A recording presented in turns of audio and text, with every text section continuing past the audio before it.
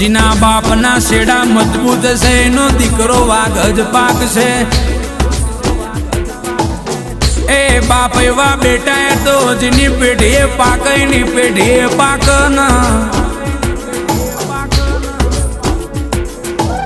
કે મને ગમે એટલી મુશ્કેલીઓ હોય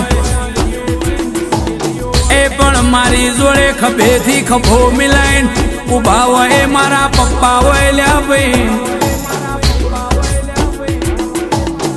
આ ગરવી ગુજરાતમાં મારી ઓળખાણ જીના લીધે છે